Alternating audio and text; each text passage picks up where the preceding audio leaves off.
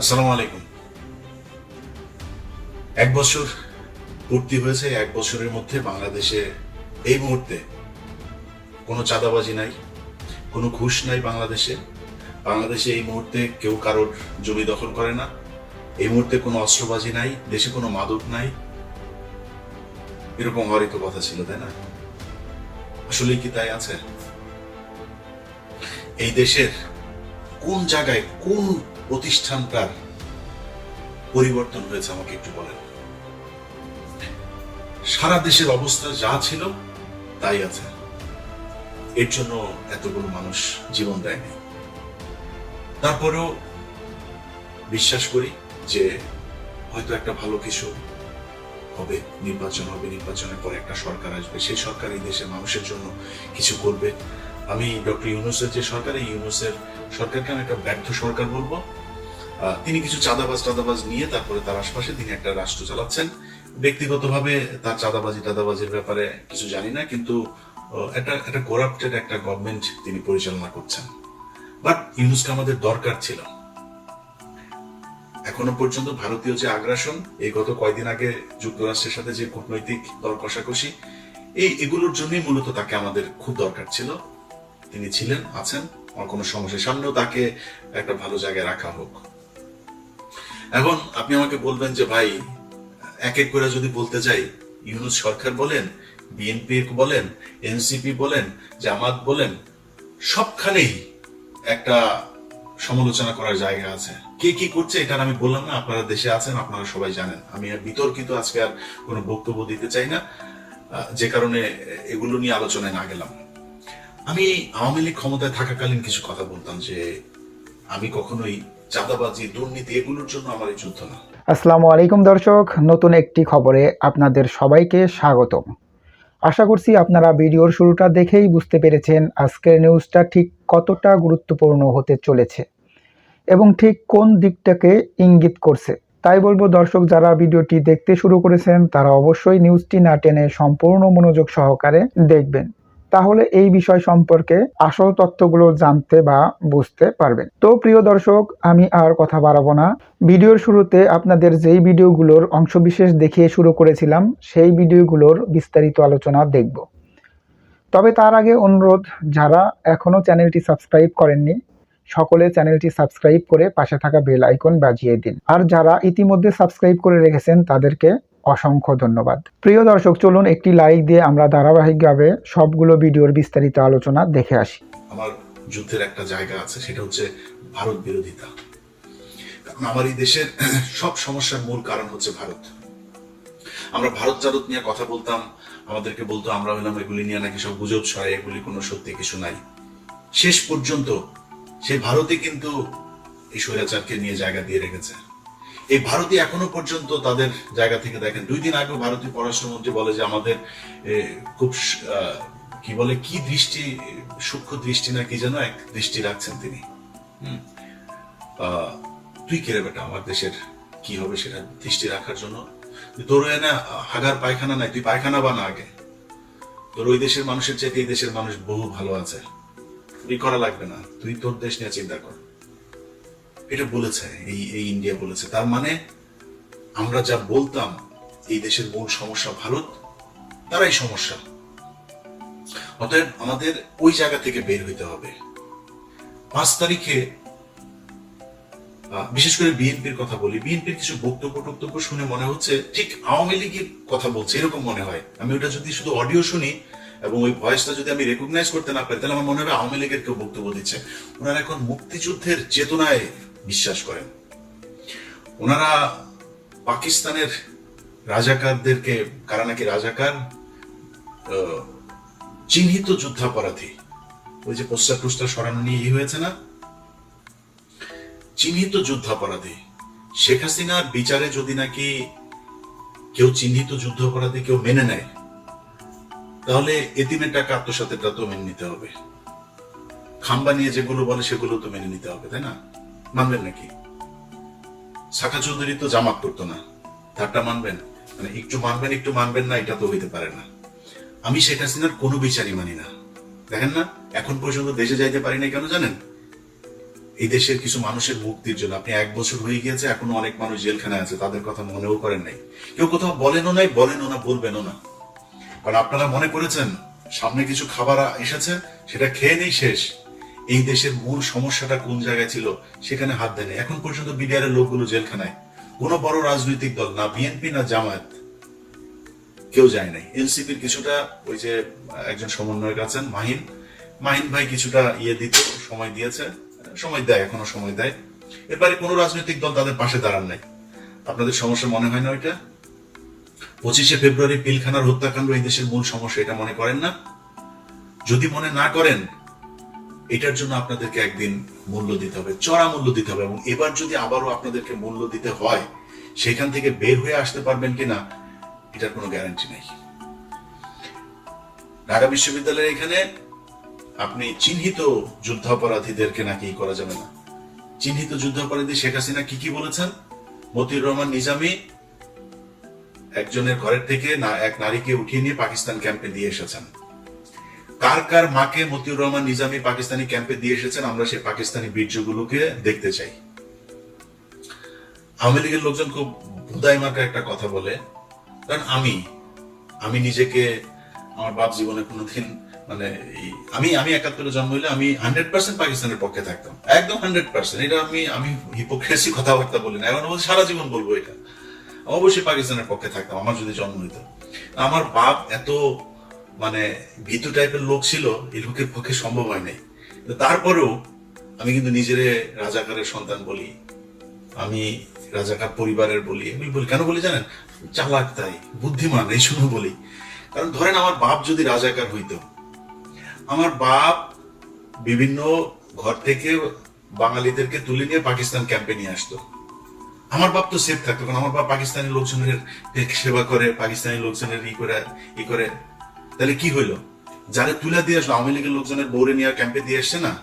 যদি আমার বাপ রাজাকার হতো তাহলে কি করতো? আমার বাপ তাহলে আওয়ামী লীগের লোকজনের নিয়ে, মহিলাদেরকে নিয়ে ক্যাম্পে দিয়ে আসতো। পাকিস্তান কারে বীর্য দিয়ে গেল? তোর মারে দিয়ে গেল।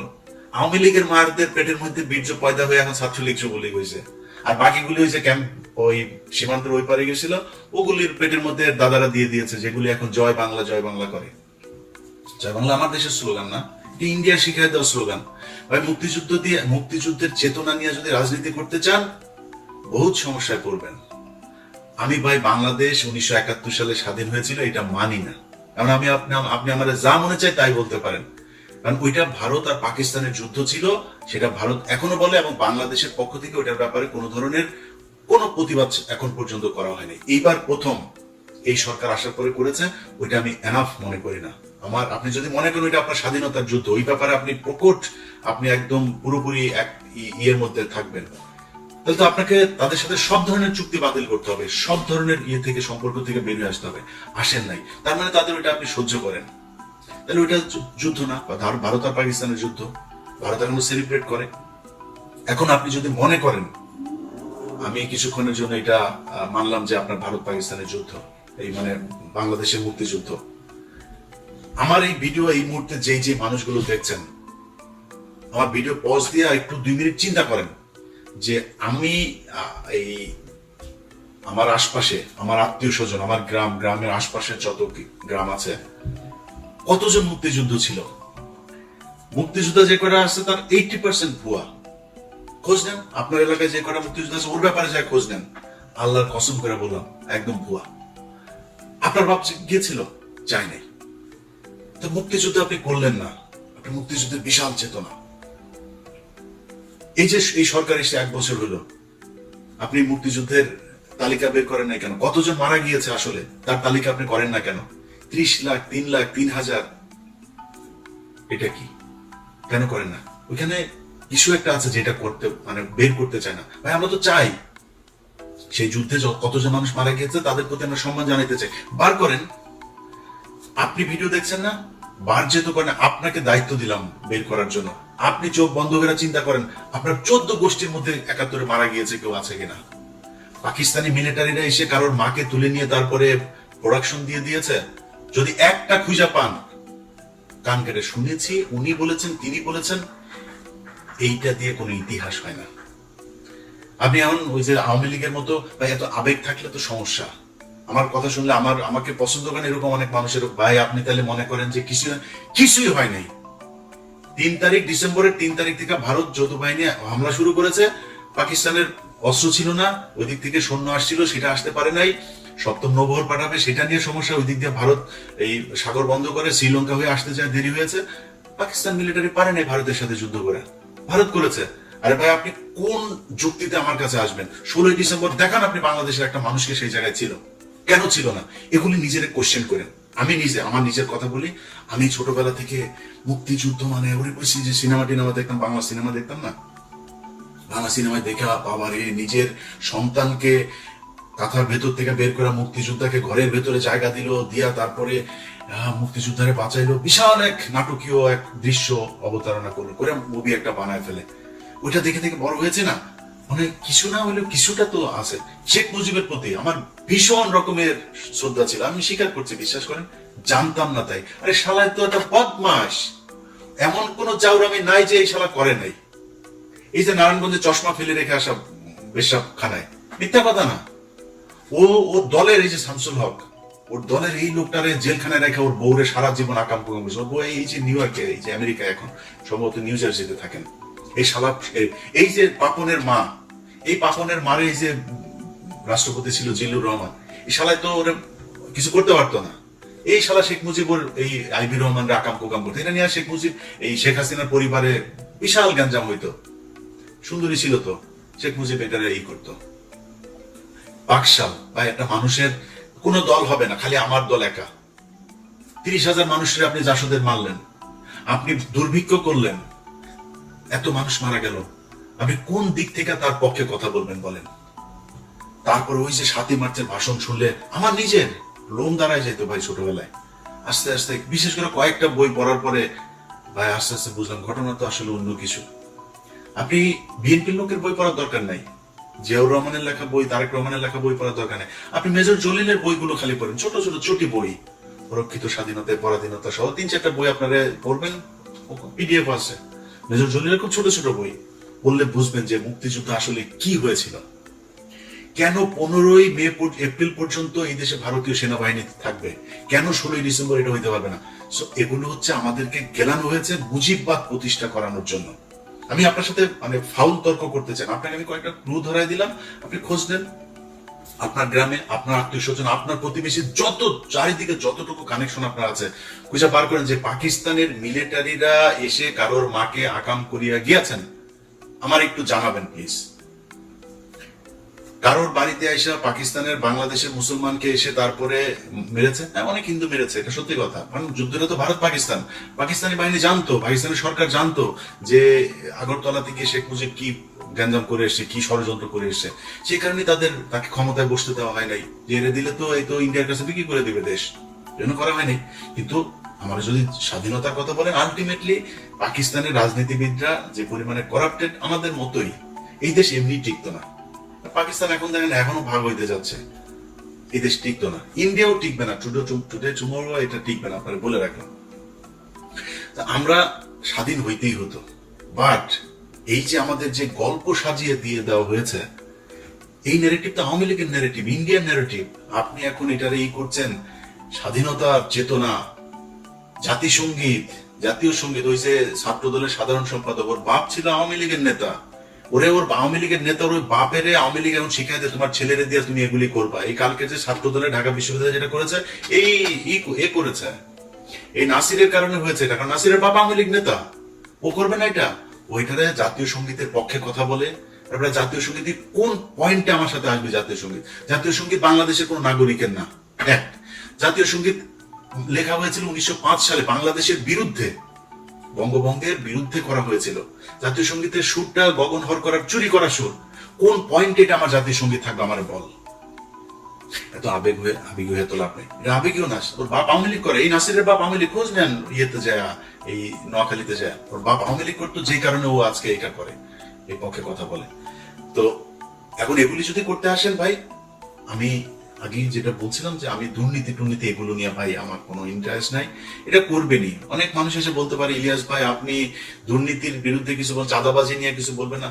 ভাই, যার সুযোগ নাই সে চাঁদাবাজি করে না, যা সুযোগ আছে আমি তো দেখছি তো, একজন ম্যাডাম, নাম বললে চাকরি থাকবে না, ম্যাডাম দ্বিতীয় শেখ রেহানা হতে যাচ্ছেন, নাম আর বললাম না, ম্যাডাম দ্বিতীয় শেখ হাসিনা হতে, শেখ রেহানা হতে যাচ্ছেন। ম্যাডামের স্বামী নাই, এবার খুঁজে বার করে গিয়ে যান। যা করতেছে ভাই, আমার এখন যদি নাকি আমি করতে যাই, এক এক করে যদি, আমার কোনো বন্ধু থাকবে না ভাই, এত পেশা নিতে পারবো না, দরকার নাই। সো এই দুর্নীতি মুর্নীতি না, যারা আমারে বলতে বলেন চাঁদাবাজি টাদাবাজি নিয়ে, ভাই অনেক করেছি, আর না, ওগুলিতে যাইতে পারবো না। বাট এই যে ইন্ডিয়া আমার রক্তের মধ্যে কিন্তু লেখা ভাই, আপনি আমার আব্বা হইলো, আপনারা কিন্তু আমি ন্যাংটা করে ফেলবো। আপনি এই যে এই জাতীয় সঙ্গীতের পক্ষে কথা বলবেন, স্বাধীনতার চেতনা কথা বলে তারপরে মানুষরে ওই যুদ্ধাপরাধী ট্যাগ দেওয়ার চেষ্টা করবেন, পাশার চামড়া উড়ায় ফেলবো। দুই চোখে সরিষার মতো ফুল দেখতে থাকবেন। আপনার মতো কত বালছাল এগুলি আপনার নেতাদের, কত বড় বড় নেতা ইলিয়াসের সাথে আইসা ভাই ভাই কিছু বলি না, বললে যদি চাঁদাবাজি নিয়ে কথা বলা শুরু করি, একটাও দাঁড়াইতে পারবেন না। সব কয়টার জিনিসপত্র এগুলি সারাদিন আসতেই থাকে, ভাই এখানে আমার এটা করেছে ওইটা করেছে। ক্যামেরা বসায় রাখা লাগবে না, আমার ইমেল থেকে যদি খালি উজাড় করে দেই, তাহলে পদে থাকা নেতা একটা রোগ খুঁজে পাবেন না। সব মির্জা আব্বাস এত টাকা পয়সা, ব্যাংকের মালিক, এখনো চাঁদার টাকার ভাগ নেয় সন্ধ্যায়, তো বাদ নাই তো কেউ। আর অনেকে নাম বললাম না, টেকনিক্যালি নামটা আমি করে যাচ্ছি। ছাত্রদের প্রতি আমার একটা ভালোবাসা আছে জুলাইয়ের কারণে, যে যত বালপাকনা কথাবার্তা বলেন ভাই সমস্যা নাই। এই ছাত্রদের কারণে আজকে মানে এই যে আলহামদুলিল্লাহ বললাম যে আল্লাহ অনেক ভালো রেখেছে আগের চাইতে, একমাত্র এদের কারণে। তো এদের প্রতি এই সম্মানটুকু সারা জীবন দিয়ে যাও। এদের সাথে ব্যক্তিগতভাবে অনেকের সাথে সম্পর্ক থাকবে, ভালো থাকবে না, বাট এদের ওভারঅল এই জুলাই যোদ্ধাদের প্রতি এই সম্মান, এটা আপনি দিবেন না সেটা আপনার ব্যাপার, আমি দিয়েই যাব। অনেকের কথাই বলছে না, কিন্তু চাঁদাবাজি টাদাবাজি এগুলো চলেই যাচ্ছে। ওই জায়গাতে আঘাত করেন না, তাইলে কিন্তু সমস্যা হয়ে যাবে। কথাবার্তা শুনলে যেন আপনার, কিছুদিন আগে এক চাঁদাবাজারে দেখলাম, এক চাঁদাবাজারে দেখি সে বলতেছে এই কি আওয়ামী লীগের ওই ইয়েটা ছিল যে বাংলার তুমি কে আমি কে তুমি কে, ওই যে বাঙালি বাঙালি বাঙালি বাঙালি, এটা তো পশ্চিম বাংলার ডায়লগ। ওরা আমাদের বাংলার সাথে, এই তো আওয়ামী লীগের ডায়লগ এগুলি, তুমি কে আমি কে বাঙালি, গণজাগরণ মঞ্চের ডায়লগ, সবকিছু মিলা গেলে তোমাদেরকে ওইদিকে মিলাই দেওয়া হবে। খুব সাবধানে কাজ করতে হবে। আমরা এত বালখারাটা খাইও না, করিও না, এত পাকনামি করার কিছু নাই। সবশেষ এই যে কথাবার্তা বললাম, সব কিন্তু থ্রেট করলাম, কিছু বলি নাই কিন্তু, করবো টরবো এগুলি জাস্ট থ্রেট করলাম। কিন্তু আমি একতা চাই, ঐক্যবদ্ধ হন, এটা চাই। বিএনপি জামাত এনসিপি, আপনাদের ভিতরে রাজনৈতিক দ্বন্দ্ব থাকবে, 71 টাইনা না, এমনি দ্বন্দ্ব থাকবে। কে কটুক চাঁদাবাজি করেন, কে কটুক দখলবাজি করেন, কি করেন, এটা জনগণ রায় দিয়ে দেবে, জনগণের উপরে ছেড়ে দেন। আপনি যদি মনে করেন যে না আমি জামাতের চাইতে ভালো হইতে চাই, জামাত যদি মনে করেন আমি বিএনপির চাইতে ভালো হইতে চাই, তাহলে বিএনপির চেয়ে ভালো কাজ করেন, এমনি আপনি ভালো থাকবেন, এমনি পাবলিকের ভোট পাবেন। এগুলো নিয়ে কথা বলতে চাই না, কিন্তু কোন দল যদি এই মুক্তিযুদ্ধের নামে যদি নাকি আবার ফের বিভাজনের চেষ্টা করে, তার বিরুদ্ধে কিন্তু সরাসরি দাঁড়াবো। তখন কিন্তু কিছু বলতে পারবেন না, এক পিনাকি তার একার গুতাই নিতে পারেন না, আমাদেরকে চেতায়েন না। এটা বলে রাখলাম ভাই, ভবিষ্যতে ইনি মার্ক করে রাখতেছি, কিন্তু কে কে কি বলেন এগুলি কিন্তু মনে আছে। ওই যে মিছিলের কথা বললাম একটা, তুমি কে আমি কে বাঙালি, ওরা কিন্তু মনে রাখছে। এই যে জাতীয় সঙ্গীতের কথা মনে রাখছে, কিন্তু যখন যেখানে হাতে কোনো কিছু পাওয়া যাবো, ছেড়ে দেবো। পৃথিবীর কেউ তারেক রহমান ফোন করলেও শুনবো না, ছেড়ে দেবো। তখন কান্নাকাটি করে লাভ হবে না। আগে বলে রাখলাম, খুব সাবধানে। এই মুক্তিযুদ্ধের বালের যুদ্ধ নিয়ে এত বেশি পাকনামি করা যাবে না। এটা দেশ স্বাধীন হওয়া দরকার ছিল, কেমনে হয়েছে এটা নিয়ে আমরা তর্কেই যেতে চাই না। তর্কে গেলে তর্কে আইসেন, আমি বই পুস্তক দিয়া দলিল দিয়া তারপরে বুঝাই দিব যদি যেতে চান তর্কে। বাট তর্কে আমি যেতে চাই না, এটা নিয়ে দেশ স্বাধীন হয়েছে, বেটার। আমরা এখন একটা দেশ পেয়েছি, এই দেশে যারা যারা যেইভাবে ছিল, পিছনের ইতিহাস নিয়ে ঘাটাঘাটি বাদ দিয়া দেশটারে কেমন আগানো যায় সেটা নিয়ে চিন্তা করেন। রাজনৈতিক দলগুলোর ভেতরে আমি খুব মানে এত বেশি এই যে ডিজিএফআই এবং রয়ের এরা মানে উদ্দেশ্য প্রণোদিত ভাবে কিছু, এনসিপির উদাহরণ যে একটা আছে, ওর নামটা কি, এই হুদাই খালি গুতায়, বিএনপির গুতায়, জামাতের গুতায়। বিএনপির কয়েকজন আছে, এগুলি হুদাই খালি জামাতকে গুতাবে, এনসিপি গুতাবে। আমি মাঝখানে একটা করলাম যে ভাই খালেদা জিয়াকে নিয়ে জিয়াউর রহমানকে নিয়ে আজে বাজে কথাবার্তা। তা আমি এটা নিয়ে একটা পোস্ট করলাম। পোস্ট করার পরে সার্জিস আমারে কল করলো, বললো যে ভাই আমাদের ভিতরে আমরা কি কেউ বলেছে এটা নিয়ে কোনো কথা? আমি বললাম যে এটা নিয়ে যে আলোচনা হচ্ছে তাহলে কে কে বলেছে এটা? বলে ভাই আমাদের ভিতরে তো কেউ বলে না, আমাদের কেন্দ্রে আপনি দেখেন হাসনাত, আমি, নাহিদ, মাহফুজ বা আমরা কেউ বলি না এটা নিয়ে। আমি দেখলাম আসলে বলে নাই। তো সার্জিসের ভিতরে তার মানে এটা নিয়ে তার উদারতা আছে। আপনারা সবাই বসেন ভাই, কোনো কিছু নিয়ে যদি সমস্যা হয় আপনারা বসেন, বসে তারপরে ঠিক করেন, এই জায়গাগুলোকে ঠিক করেন। কারণ এটা মাথায় রেখেন যে আওয়ামী লীগ যদি ব্যাক করে কেউ এখনকার চাইতে ভালো থাকতে পারবেন না। আর আওয়ামী লীগ ব্যাক করার সুযোগ আপনারা তৈরি করে দিচ্ছেন। আওয়ামী লীগের সেই শক্তি নাই, কিন্তু এটা করবে ইন্ডিয়া। কারণ ওদেরকে সবসময় ইন্ডিয়া নিজের দল মনে করে। এই কারণে এই জায়গা থেকে যদি আপনি নিজেকে, দেশকে যদি নিরাপদে রাখতে চান, আপনাদের ভেতরে যা মনে চায়, যত মনে চায় দলাদলি, মারামারি, খুনাখুনি যা মনে চায় করেন। আওয়ামী লীগ, ইন্ডিয়া, ইন্ডিয়ার মুক্তিযুদ্ধের ন্যারেটিভ, এখানে এই জায়গায় আমাদের সবাইকে ঐক্যবদ্ধ থাকতে হবে। আমি ভাই কোনো দলের না, আমার একবার বিএনপি জামাত বানায়, জামাত বিএনপি বানায়। আমি আগে বলেছি আপনাদের, আমি বাংলাদেশে একমাত্র এক পার্টি করি, সেটার নাম হচ্ছে এন্টি ইন্ডিয়ান পার্টি। আমার রক্তের যে গ্রুপ সেটা ইন্ডিয়া নেগেটিভ, এটা আমি সবসময় বলি, এখনো বলছি। ওই জায়গার বাইরে আমার কোনো কিছু করার নাই, আমার মাফ করে দিন। বাংলাদেশের বহু মানুষ আছেন যারা কিনা বলবেন যে ভাই আপনি চাঁদাবাজিকে ই করছেন। ভাই ওই যে বললাম যে চাঁদাবাজি নিয়ে যদি কথা বলতে যাই এখন, তাইলে আমি নিজেও চাঁদাবাজ হয়ে যাব। কেন জানেন? কারণ হচ্ছে যে অনেকের এরকম কমপ্লেন আসে যে সচিবালয়ে গিয়ে আমার সাথে চ্যাটিং আছে, সেটা দেখায় বলছে যে ভাই আমি কারোর ফোন করি নাই তা না, আমি অনেক সচিবকে ফোন করেছি, পুলিশের ঊর্ধ্বতন কর্তৃপক্ষকে ফোন করেছি। ফোন করে যদি নাকি একটা গরিব মানুষের একটা ন্যায্য পাওনা, সে যদি অনেকদিন ঘুরছে একটা জিনিস নিয়ে, আমি বলতে পারি ভাই এই লোকটার এটা যদি একদম কোট আনকোট ঠিক এইভাবে যত সচিবের সাথে কথা হয়েছে, যত উপদেষ্টার সাথে কথা হয়েছে, সবার কাছে, পুলিশ অফিসার সবার কাছে আমার একটা ডায়লগ খুব কমন, ভাই যদি ন্যায্য মনে করেন তাহলে কাজটা করে দিন। এই লোকটা অনেকদিন ধরে ঘুরছে, যদি ন্যায্য হয়, অন্যায্য কোনো অনৈতিক কোনো আবদার, কোনো অনুরোধ, কোনো কিছু আমার কাছ থেকে কেউ যদি পান, জাস্ট আমার ফোন রেকর্ড করে ছেড়ে দিন। এখন আপনি যদি আমার নামে আপনারা কেউ ভয় দেখায়, আপনি দুর্নীতি করেন, আমার ভয় দেখায় যদি কেউ আপনার কাছে টাকা পয়সা চায়, আপনি যদি দেন, আমি কি করবো? আমার কিছু করার নাই তো।